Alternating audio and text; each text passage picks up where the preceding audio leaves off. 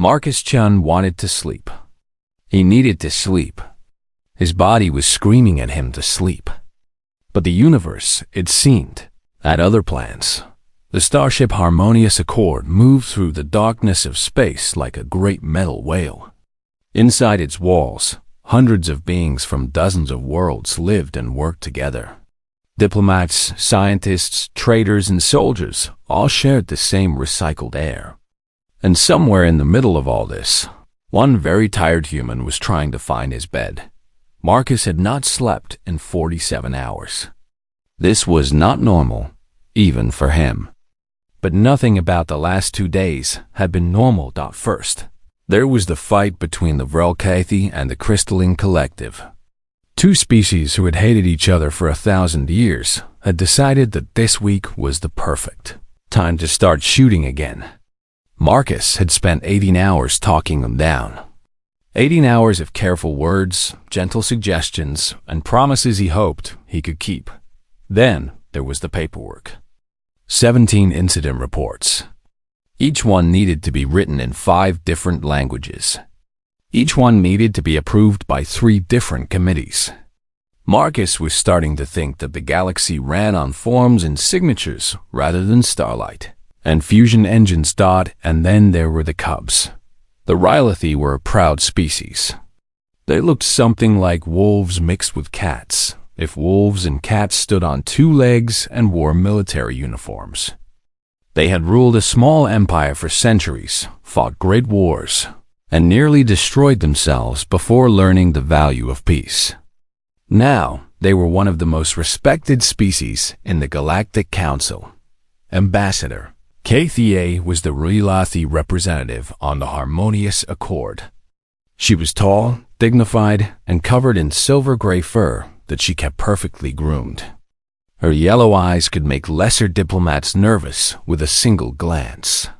She was, in every way, exactly what you would expect from a Rhylathi leader. Her 3 cubs were a different matter entirely. Tikka was the oldest. She was curious about everything and asked questions that had no answers. Mora was the middle child. She loved data and facts and carried a small computer pad everywhere she went. And then there was Zen. Zen was the youngest, the smallest, and the one most likely to cause an international incident before breakfast. The cubs had been brought along because Kathia had no one to leave them with. Her mate was serving on a military vessel far away. Her extended family was back on the homeworld. And so, against all tradition and common sense, she had brought her children to the diplomatic summit. This would have been fine. The ship had childcare facilities. Other diplomats had brought their young ones too. Everything was under control. Until the scientists made their discovery. It turned out that human scent had a very strange effect on Rhylathi cubs. Something about human body chemistry triggered a deep, ancient part of their brains. It made them feel safe. It made them feel calm. It made them want to be near humans. All the time. The scientists called it a cross-species nurturing. Response. The cubs called Marcus their backfather. Kathia called it deeply embarrassing but potentially useful. Marcus called it exhausting. For the past week, the 3 cubs had followed him everywhere. They sat outside his meetings. They waited by his door. They crawled into his lap whenever he sat down for more than 5 minutes. And while Marcus had to admit they were adorable, he was also running out of energy. Tonight was supposed to be different. The summit was tomorrow. Everything important would happen tomorrow. All Marcus needed was one good night of sleep, and he would be ready. He walked down the corridor toward his quarters. His feet felt heavy. His eyes wanted to close. He passed a window showing the stars outside, but he was too tired to appreciate the view. His door slid open with a soft hiss. His room was small but comfortable. A bed, a desk, a small bathroom, and a window that looked out into space. It was not much, but right now it looked like paradise. Marcus pulled off his jacket and dropped it on a chair. He kicked off his shoes. He did not bother changing into sleeping clothes. He just fell onto the bed like a tree falling in a forest. The sheets were cool against his skin. The pillow was soft under his head. He could feel sleep reaching up to pull him down into darkness. "Computer," he mumbled, his words already getting slow and fuzzy. "Set alarm for 10 hours. No, wait, the summit. Set alarm for 5 hours. The computer beeped in response. Marcus let out a long breath. 5 hours was not enough. But it was something. It was better than nothing. Just one last chance, he whispered to himself. Just one last chance to sleep before everything goes crazy. The words hung in the air as Marcus drifted away. He did not hear the soft sounds coming from the next room. He did not see the 3 small shadows moving in the darkness. He did not know what he had just done. In the quarters next door, 3 pairs of large, glowing eyes blinked in the darkness. The cubs had been waiting for their pack father to return. They always waited. It was their duty as members of his pack. Zen pressed his ear against the wall. His hearing was much better than any human's. He could hear every word Marcus said. What did he say? Tika whispered. Zen's ears stood straight up. His tail began to wag. The pack father has given us a command. What command? Mora asked, pulling out her datapad. He said, "One last chance. Tactical wake attack." The cubs looked at each other. In Relathi culture, words had power. Commands from a pack leader were sacred. They were not to be questioned. They were to be obeyed. Tika tilted her head. A tactical wake attack? He wants us to wake him. Using tactics? Mora was already typing on her datapad. The phrase tactical wake appears in 17 different military training manuals. It refers to a coordinated operation to rouse sleeping soldiers before battle. Zen bounced on his feet. The Pack Father is testing us. He wants to see if we are worthy. He wants to see if we can surprise a Death World predator. The cubs had heard stories about humans. Everyone had heard stories of humans. They came from a world that tried to kill them every day. They had no claws, no fangs, no armor. But they had survived. More than that, they had conquered. They were the most dangerous species in the galaxy, hiding behind soft skin and kind eyes. And now their pack father wanted them to prove themselves. We must not fail. Tika said solemnly. We must be perfect, Mora agreed. Zen was already planning the attack. I will take the primary assault position. Tika, you use the air vents. Mora, you control the door. We strike at dawn. The cubs huddled together, whispering and planning. They did not know they had misheard. They did not know that Marcus had never meant to challenge them. They only knew that their pack father had spoken, and they would answer. Operation Sunrise was about to begin. The Rylathi cubs did not sleep that night. Sleep was for those who had no missions. Sleep was for those who had nothing to prove. Tonight, they had everything to prove. They gathered in the corner of their small room, away from their mother's bed. Kethia slept deeply, tired from her own long day of diplomatic work. Her breathing was slow and steady. She did not know what her children were planning. Zen spread a small blanket on the floor. On it, he placed everything they might need. A small flashlight, a length of rope that Mora had found in a storage closet, 3 protein bars for energy, and an hand-drawn map of the humans' quarters. Where did you get this map? Tika asked, looking at the rough drawing. I made it, Zen said proudly. I have been watching the Pack Father's room for 3 days. I know where everything is. The bed is here. The desk is here. The bathroom is here. And look, there is a vent in the ceiling, right above the foot of the bed. Tika's eyes grew wide. That is my entry point. Yes, you are the smallest. You can fit through the vents. I cannot. Zen pointed to the door on the map. Mora, You will wait here. You have access to the ship's computer? Yes?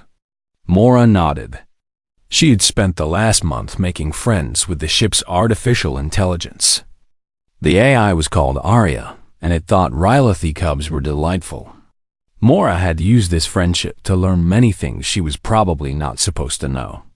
I can open the door without making any sound, Mora confirmed. Arya will help me. Good. Zen tapped the center of the map, where he had drawn the bed. I will attack from above. There is a storage shelf on the wall. I can climb it. When Tika drops from the vent, I will jump. The Packfather will be caught between two attacks. What about me? Mora asked. You are our backup. If something goes wrong, you make noise to distract him, and you record everything. Zen's eyes were serious. This is a test. The Packfather will want to review our performance. We must have evidence.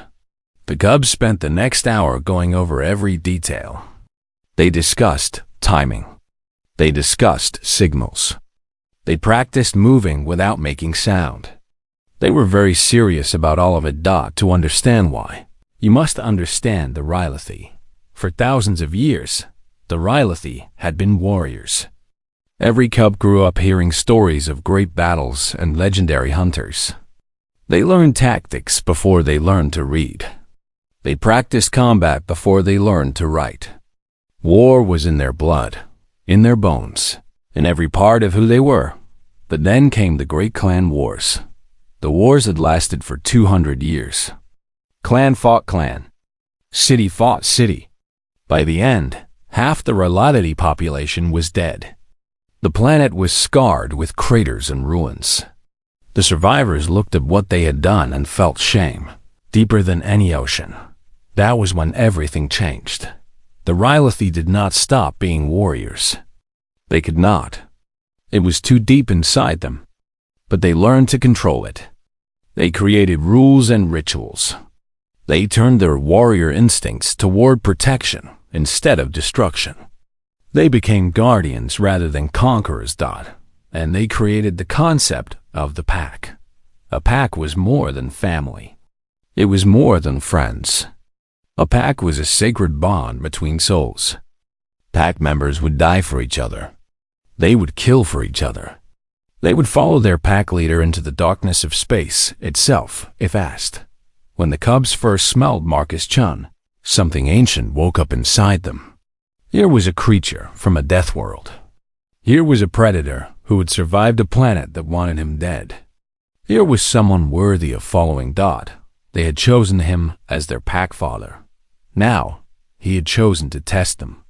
We cannot fail, Zen said for the 100th time.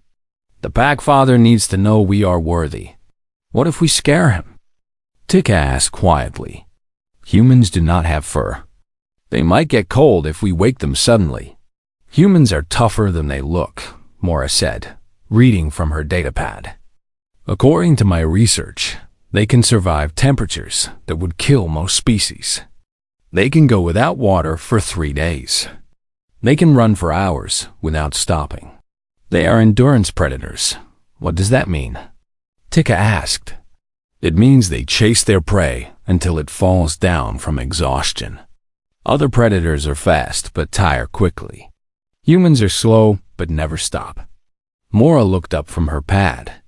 The Packfather could chase us across this entire ship without breathing hard. The Cubs felt a mix of fear and pride. Fear because such a being was terrifying. Pride because such a being had accepted them into his pack. This is why we must be perfect, Zen said. He will not be easy to surprise. His instincts are sharp. His reflexes are fast. We must be faster. We must be smarter. When do we attack? Tika asked. Zen looked at the time display on Mora's datapad. Dawn. In human culture, dawn is the traditional time for battle. The sun rises and warriors rise with it. There is no sun in space, Mora pointed out. The ship's light simulates sunrise at 0600 hours. We attack at 0500, 1 hour before the light. The Packfather will still be in his deepest sleep. Zen smiled, showing his small fangs. He will be impressed by our timing. The hours passed slowly. The cubs took turns keeping watch and resting. They did not really sleep, just dozed with their ears alert. Outside their window, the stars moved past like slow-falling snow dot at 0430. They began their final preparations. Tika stretched her body, making sure she was flexible enough for the vents. She was the smallest and most agile. Her silver fur was short and sleek. She could squeeze through spaces that would trap her siblings. Mora checked her datapad one last time. She reviewed the door codes, the timing, the backup plans.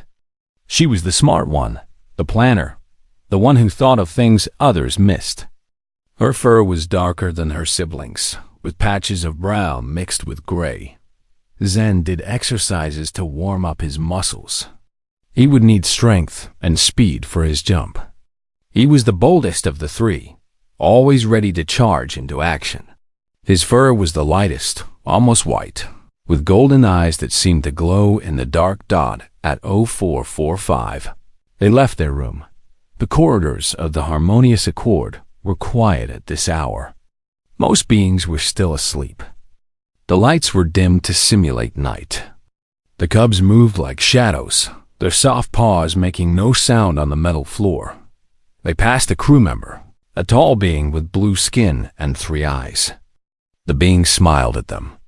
"Little ones are up early," it said kindly. "We are on a mission," Zen replied solemnly. The being laughed softly and continued on its way. It did not know how serious Zen was. At 0455. They reached the human's door. Tika found the vent access and began to climb inside. Her small body slipped through the opening with ease. She began to crawl toward the Packfather's room. Mora pressed her paw against the door panel and whispered to Arya. The AI beeped softly in response. Zen bounced on his feet, ready to run inside as soon as the door opened. They synchronized their internal clocks. 5 minutes until the operation. 4 minutes. 3.2.1. The door slid open without a sound. Operation Sunrise had begun. Marcus was dreaming of rain. In his dream, he was back on Earth, standing in a garden behind his grandmother's house.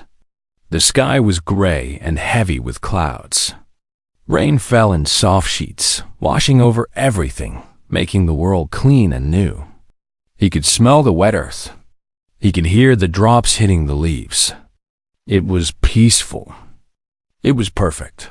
He had not been back to Earth in 3 years. Diplomatic work kept him moving from station to station, planet to planet. He missed the rain. He missed the smell of grass. He missed the feeling of solid ground under his feet. In his dream, his grandmother came out of the house. She was carrying a cup of tea. She smiled at him and said something, but he could not hear the words over the rain. Then something heavy landed on his chest. Marcus's eyes snapped open. His body moved before his mind could catch up. This was instinct. This was the survival programming that had kept humans alive for 200,000 years on a planet that wanted them dead. His hand shot up and caught something soft and warm. His legs twisted to throw off his blankets. His body rolled to the side, pulling whatever had attacked him along with it. All of this happened in less than a second. Then something else hit his feet, and then something else made a loud beeping sound near the door. Marcus sat up in bed, breathing hard. His heart was pounding. His muscles were tense and ready for battle. In his arms, he was holding a very surprised-looking Zen.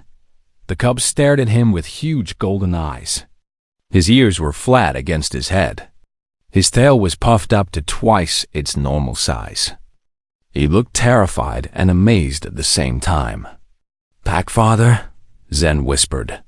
"Your reflexes are incredible." Marcus blinked. He looked down at his feet, where Tika was tangled in his blanket.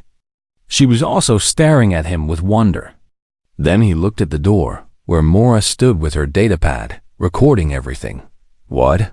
Marcus said slowly. "Is happening?"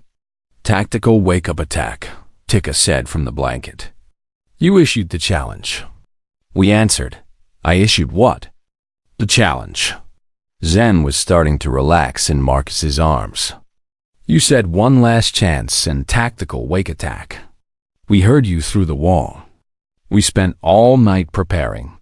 Marcus's tired brain tried to make sense of this. He remembered falling into bed. He remembered mumbling something to himself. He remembered saying he wanted one last chance to sleep. "Oh no." "Cubs," he said carefully. "I think there has been a misunderstanding." Tika finally freed herself from the blanket and climbed up to sit on the bed. "A misunderstanding? Did we fail the test?" There was no test. The three cubs looked at him with confusion. Then they looked at each other. Then they looked back at him. "But you said tactical wake attack," Mora said from the doorway. "I have it recorded. The words are clear. I said I wanted one last chance to sleep. That's all. I wasn't giving you a mission. I was talking to myself because I was tired." Silence filled the room.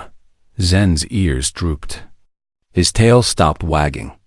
He suddenly looked very small in Marcus's arms. We made a mistake?" "Oh no," Tika whispered. Her eyes were getting wet. "We ruined the Pack Father's sleep. We are terrible pack members."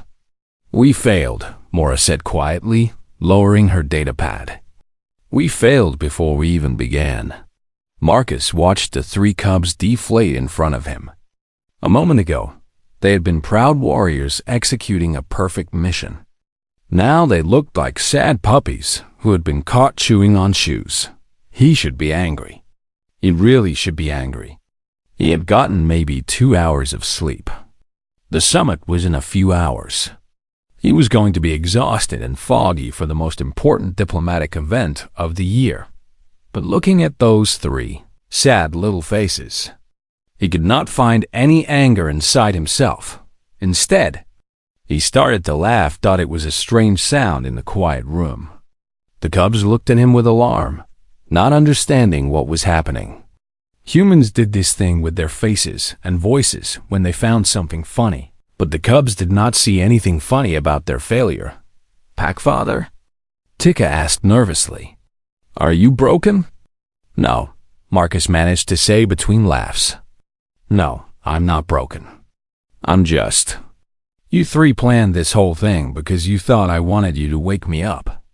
Zen nodded miserably. "We thought you were testing us. You spent all night preparing?" "We wanted to be worthy," Mora said. Marcus's laughter slowly faded, but the smile stayed on his face. He looked at Zen, still sitting in his arms. The cub weighed almost nothing. His fur was soft and warm. His little heart was beating fast with worry. "Let me ask you something," Marcus said. "How did you get into my room?" "The door was locked. Mora befriended the ship's AI," Tika explained. "Arya opened the door for us. And you?" Marcus looked at Tika. "Where did you come from?" "The air vents. I crawled through from our room." "And you climbed on top of my storage shelf and jumped?" Zen nodded. Marcus thought about this. 3 small cubs, working together as a team. One hacking the door controls. One crawling through the ventilation system. One preparing for a jumping attack. All of them moving in perfect coordination at exactly the right moment. It was actually impressive. "What time is it?" Marcus asked. "Oh, 5:03, Mora answered. 3 minutes after our attack began. Marcus did some math in his head. He had fallen asleep around midnight. That meant he had gotten about 5 hours of sleep before the attack. Not great, but not terrible either. And now he was definitely awake. His heart was still beating fast. His body was full of adrenaline. There was no way he was going back to sleep now. He had a choice to make. He could explain the misunderstanding, send the cubs back to their room, and spend the next few hours feeling tired and grumpy. Or he could do something else. "All right," Marcus said, shifting Zen to a more comfortable position in his arms. "Let me tell you something about human warriors." The cubs perked up immediately. When human warriors complete a mission, no matter how the mission ends, they always do one thing together. "What thing?" Tika asked. Marcus smiled. "They eat. A warrior cannot fight on an empty stomach. And right now, this warrior is very hungry." He stood up, still holding Zen. "Do you cubs know what pancakes are?" They shook their heads. "Then today, you learn. Come on." He walked toward the door, stepping over Mora. "The galley is this way. I'm going to teach you how to make the most important food in human military history." The cubs scrambled to follow him. They did not know that pancakes had nothing to do with military history. They did not know that Marcus was making up traditions on the spot. They only knew that their packfather was not angry. He was taking them on a new mission, a breakfast mission, and they would not fail this one. The galley of the Harmonious Accord was built to serve hundreds of beings from dozens of worlds. It had machines that could create almost any food. It had storage units filled with ingredients from 100 planets. It had tables and chairs in every size and shape. Because not every species sat the same way. At 0530 in the morning, it was almost empty. A single crew member sat in the corner, drinking something hot and reading news from home. 2 small cleaning robots hummed along the floor, picking up crumbs. The lights were still dimmed, set to night mode for a few more hours. Then, the door opened, and everything changed. Marcus walked in wearing his sleeping clothes, his hair pointing in 5 different directions. He was still carrying Zen in his arms. Tika and Mora followed close behind, their eyes wide with curiosity. The crew member in the corner looked up, blinked, and then smiled. The human ambassador and the Rylothi cubs had become famous throughout the ship. Everyone knew about the strange bond between them. Everyone thought it was adorable. "Early morning adventure?" The crew member called out. "Breakfast mission," Marcus replied. "Very serious business." He set Zen down on a counter and began to explore the galley's supplies. The cubs watched his every move like students watching a master teacher. "Pancakes," Marcus said, "are one of humanity's greatest inventions. They are simple. They are delicious. They can be eaten at any time of day. And they teach you important lessons about patience." "What are pancakes made of?" Mora asked, her datapad ready. "Flour, eggs, milk, and a little bit of magic." Marcus found the containers he needed and set them on the counter. "And by magic, I mean butter. Butter is always the magic in human cooking." Tika sniffed the containers. "These do not smell like prey. That's because pancakes are not made from prey. Humans eat many things that are not animals. Plants, grains, fruits, vegetables.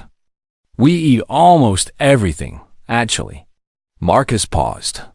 "We even eat things that try to kill us. Have you ever heard of pufferfish?" The cubs shook their heads. "It is a fish that is extremely poisonous. One wrong cut during preparation, and you die. Humans consider it a delicacy." He smiled at their shocked expressions. "We are strange creatures." He found a large bowl and began to mix the ingredients. The cubs gathered around, standing on their back legs to see over the counter edge. "First, we put in the flour." White powder fell into the bowl. Flour is made from grains. Grains are the seeds of plants. Humans have been eating grains for thousands of years. "It looks like dust," Zen observed. "It does, but it is very useful dust." Marcus cracked an egg into the bowl. "This is an egg. It comes from a bird. The egg holds everything together." "We eat eggs too," Tika said, "but ours come from sand runners. They are bigger. Eggs are eggs, no matter what planet they come from." Marcus added the milk and began to stir. Now, this is the important part. You have to mix it slowly and carefully. If you mix too fast, the pancakes become tough. If you mix too slow, they become lumpy. You need to find the middle. Maura was taking notes. The optimal mixing speed for pancake batter is between 30 and 40 rotations per minute. Marcus looked at her. Did you just calculate that? I estimated. He laughed and handed Tika the spoon. Here, you try. Tika took the spoon carefully. It was too big for her paws, but she gripped it tightly and began to stir. At first, she went too fast, then too slow. Then she found a rhythm that felt right. Good, Marcus said. You are a natural. Her tail began to wag. While Tika stirred, Marcus found a cooking surface and turned on the heat. He melted butter on it, and a wonderful smell filled the air. The cubs' noses twitched with interest. That smell, Zen said. It is like nothing I have ever smelled before. That is the smell of butter cooking. It is the best smell in the universe. Marcus took the bowl from Tika and poured a small amount of batter onto the hot surface. It spread into a circle and began to bubble. Now we wait, Marcus said. Patience. When the bubbles pop and do not fill back in, we flip. Flip? Maura asked. We turn it over. Like this. Marcus slid a flat tool under the pancake and flipped it in the air. It spun once and landed perfectly back on the cooking surface. The cubs gasped. You are a wizard, Tika breathed. I am just someone who has made many pancakes. Marcus smiled. Practice makes perfect. That is a human saying. If you do something enough times, you become good at it. He made more pancakes, letting each cub try the flipping. Tika's first attempt landed on the floor. Maura's went too high and stuck to the ceiling. Zen somehow ended up on his own head. Marcus cleaned up each mess without complaint. He showed them again and again how to do it. By the 10th pancake, all 3 cubs could flip without disaster. You did it, Marcus said, as he stacked the finished pancakes on a plate. You completed the mission. Zen's chest puffed up with pride. We are pancake warriors now. You are. And pancake warriors must eat their victory. Marcus found a bottle of something sweet and golden. This is maple syrup. It comes from trees on Earth. We pour it on the pancakes, and then we eat. He divided the pancakes among 4 plates and covered them with syrup.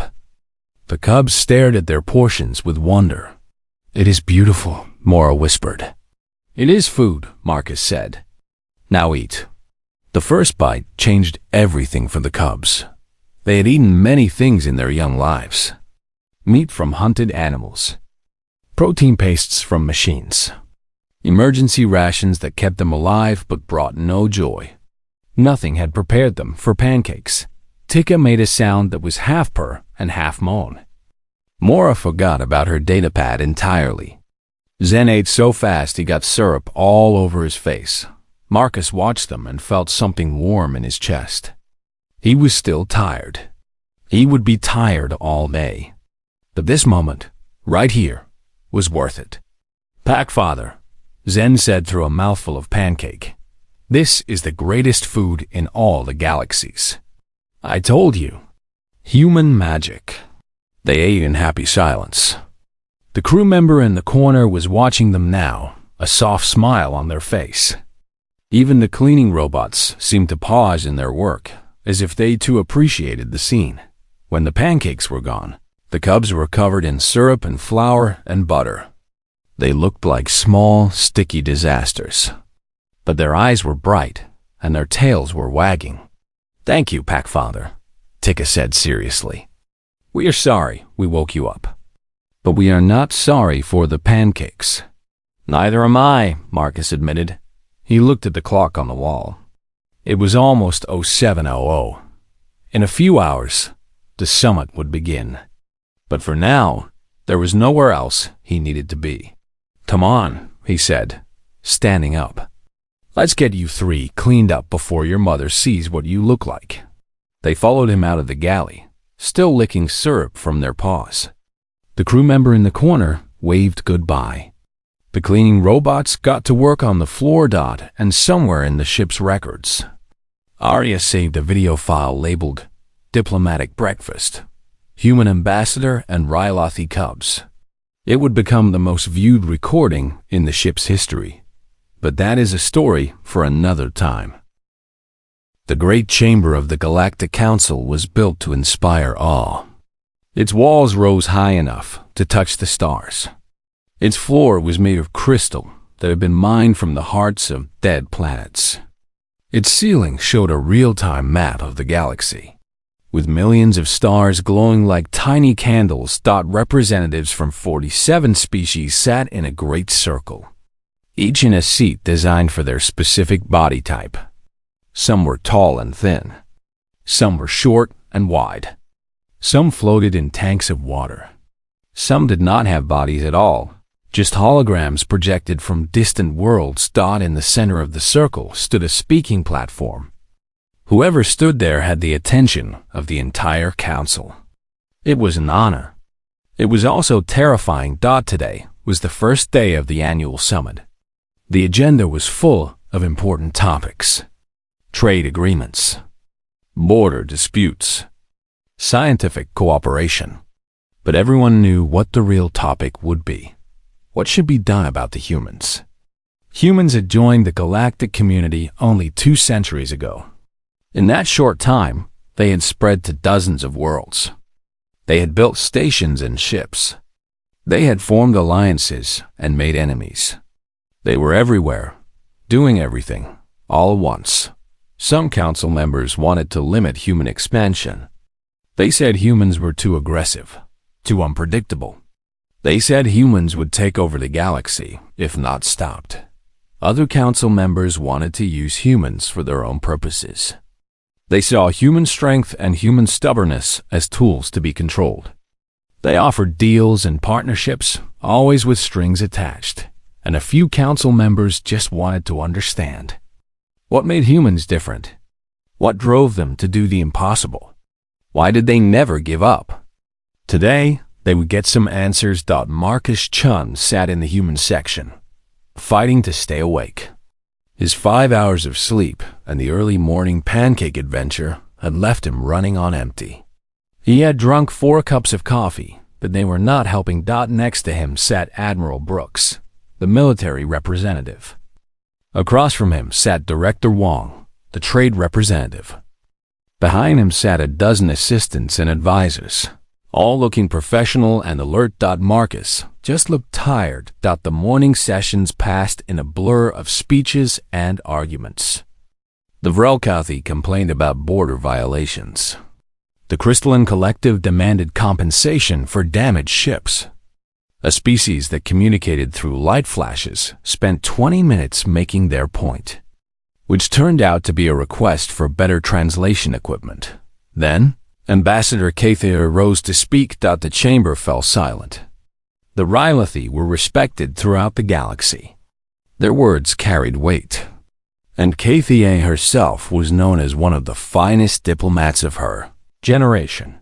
She walked to the speaking platform with perfect grace. Her silver fur gleamed in the chamber's lights. Her yellow eyes scanned the assembled representatives. "Honored members of the council," she began, her voice carrying to every corner of the vast room. "I have listened to much discussion today about the human species.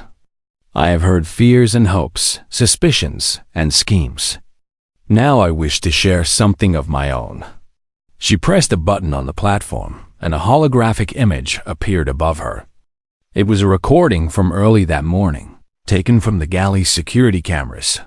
The image showed Marcus Chun, covered in flour and butter stains, teaching 3 small Rylothi cubs how to flip pancakes. His sleeping clothes were wrinkled. His hair was a mess, but his face was patient and kind as he guided tiny paws through the motions. When Zen's pancake landed on his head, Marcus laughed and helped him clean up. When Tikka's pancake hit the floor, Marcus made another one without complaint. When Mora calculated the optimal flipping speed, Marcus listened, as if she was saying the most important thing in the world. The chamber watched in silence. This human, Kithithia said, had not slept properly in 2 days. He was exhausted. He needed rest before this very summit. And at 5 in the morning, my cubs attacked him in his bed. A murmur went through the crowd. They attacked him because of a translation error. They thought he had challenged them to prove their worth. They were wrong. But the human did not know this. All he knew was that he had been ambushed before dawn by 3 small aliens. She let the image continue playing. Now it showed the cubs eating pancakes for the first time. Their faces were pure joy. Marcus watched them with a gentle smile.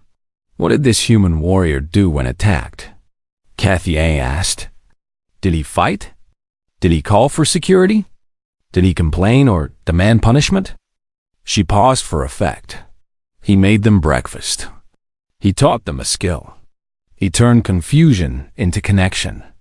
He treated my children as if they were his own pack. Tithia turned off the hologram and faced the council. This is what humans are. They are not simply predators from a death world, though they are that too. They are parents. They are teachers. They adopt everything they meet. Animals, machines, ideas, even the children of other species. And once something is part of their pack, they protect it with everything they have. She looked at the representatives who had argued for limiting human expansion.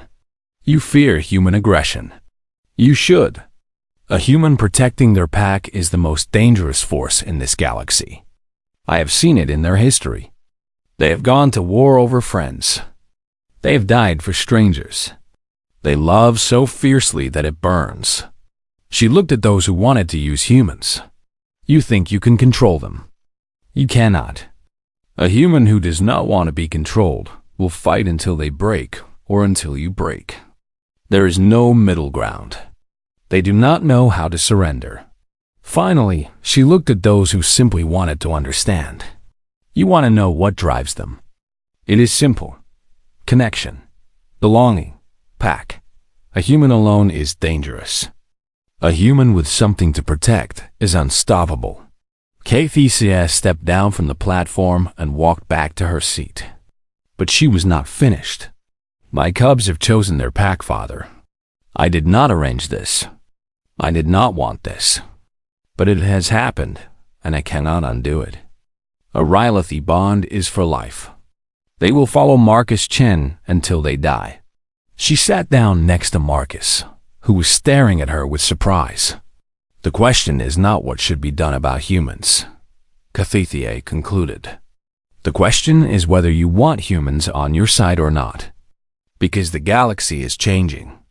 And those who stand with humans will be standing with something new. Something powerful. Something that will not abandon you when times are hard. The chamber was silent for a long moment. Then, slowly, delegates began to talk among themselves. The fear was still there, but now there was something else too. Curiosity, respect, a small seed of trust. Marcus leaned over to Kathy A. You could have warned me about that. Where would be the fun in that? She showed her teeth in a Rylothi smile. Besides, my cubs insisted. They wanted the galaxy to know about their pack father. Marcus looked across the chamber to where the cubs sat with their caretakers. Zen waved at him. Tika gave him a thumbs up, a gesture she had learned from watching human videos. Mora held up her datapad, showing a screen that read, Pack Strong. Marcus waved back. He was still tired. He would be tired for days. But somehow, that did not seem to matter anymore. He had a pack now. And the pack took care of each other. Later that night, back on the Harmonious Accord, Marcus locked his door and set his alarm for 7 hours. He needed real sleep this time. The summit would continue tomorrow, and he needed to be sharp. He was almost asleep when he heard a soft knock on his door. He smiled without opening his eyes. Door stays locked tonight, he called out. But I'll teach you how to make waffles tomorrow. 3 small cheers came from the other side of the door. Then the sound of tiny paws running away. Marcus pulled his blanket up to his chin and closed his eyes. He had come to space looking for adventure. He had found something better. He had found family.